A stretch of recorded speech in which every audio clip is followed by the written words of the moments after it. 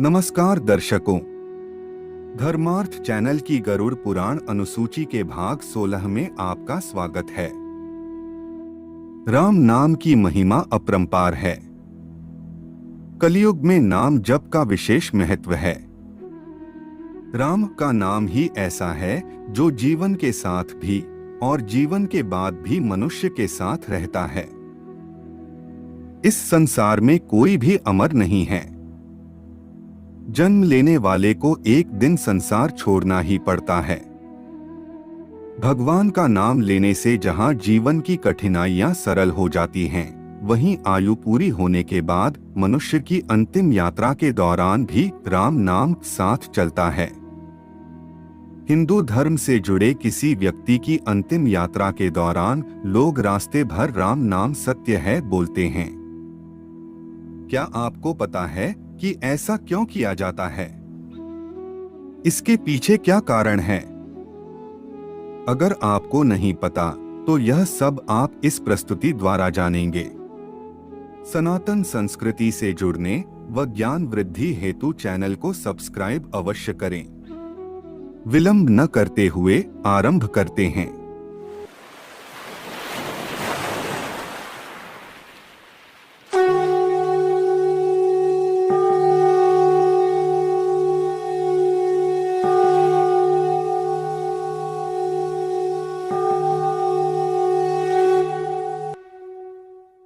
मनुष्य जीवन भर पैसे, संपत्ति, पद और प्रतिष्ठा प्राप्त करने के लिए दौड़ता है।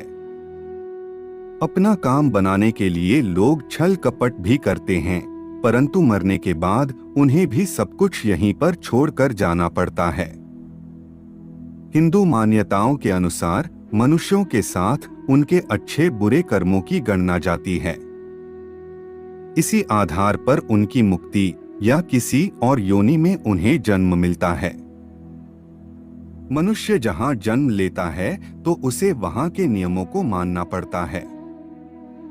आयु यानी उम्र पूरी होने के बाद मनुष्य की अंतिम यात्रा के दौरान भी भगवान का नाम यानी राम नाम उसका साथ देता है। माना जाता है कि सबसे पहले इस बात का उल्लेख महाभारत काल में पांडवों के सबसे बड़े भाई धर्मराज युधिष्ठिर ने एक श्लोक के द्वारा किया था। अहन्यहनि भूतानि गच्छन्ति यमं मंदिरम शेषा विभूतिमिच्छन्ति किमाश्चर्यमतः परम।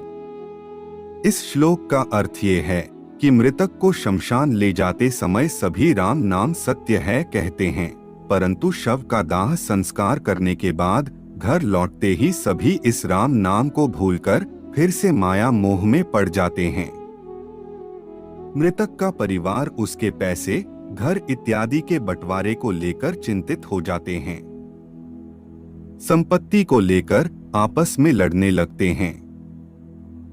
धर्मराज युधिष्ठिर यह भी कहते हैं कि नित्य ही प्राणी मरते हैं, परंतु अंत में परिजन उसकी संपत्ति को ही चाहते हैं। इससे बढ़कर आश्चर्य भला क्या होगा। राम नाम सत्य है, सत्य बोलो मुक्ति है। यह बोलने का अर्थ मृतक को सुनाना नहीं होता, बल्कि शव यात्रा के साथ में चल रहे परिजन, मित्रों और रास्ते में आने वाले लोगों को यह समझाना होता है कि केवल राम नाम ही हमारे भौतिक और आध्यात्मिक जीवन को मार्ग दे सकता है, बाकी सब व्यर्थ है। एक दिन सब कुछ यहीं छोड़कर जाना है। साथ में केवल हमारे कर्म ही जाते हैं। आत्मा को गति केवल राम नाम से ही मिलेगी।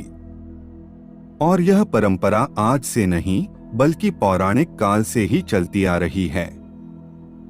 अब आप सोच रहे होंगे कि एक राम का नाम ही सत्य क्यों है, तो हम आपको बताना चाहते हैं कि जब राम नाम का जप किया जाता है तब मृतक की आत्मा को शांति प्रदान होती है।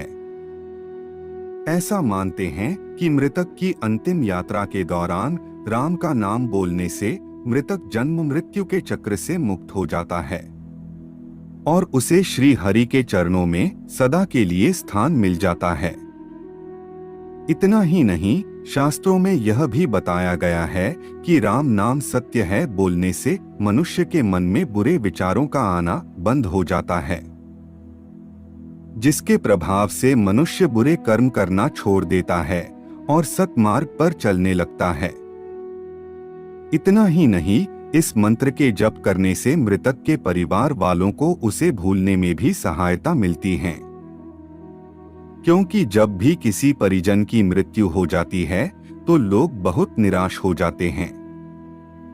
ऐसे में राम नाम सत्य है, यह मंत्र उनको निराशा से बाहर निकालने में सक्षम है।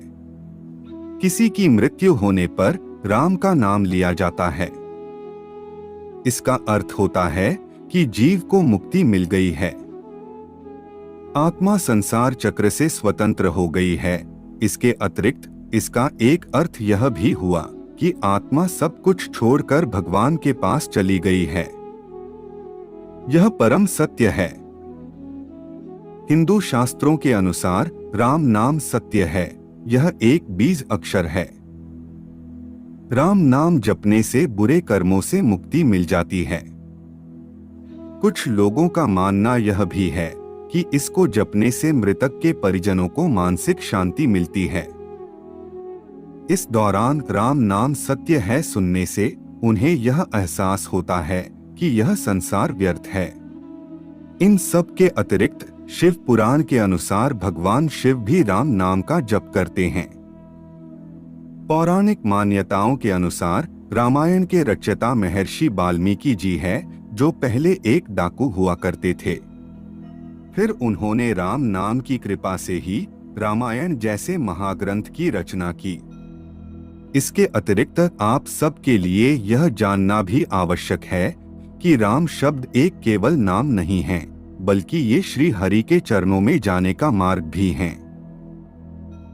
आपने कभी ध्यान दिया होगा कि मरा शब्द को भी जब बार बार लगातार बोला जाता है तो मुख से अचानक ही राम नाम का उच्चारण होने लगता है।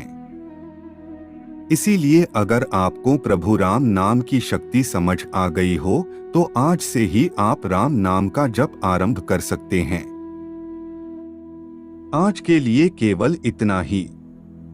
जाने से पूर्व वीडियो को लाइक करें व चैनल को सब्सक्राइब अवश्य करें। तब तक के लिए जय जय श्री राम।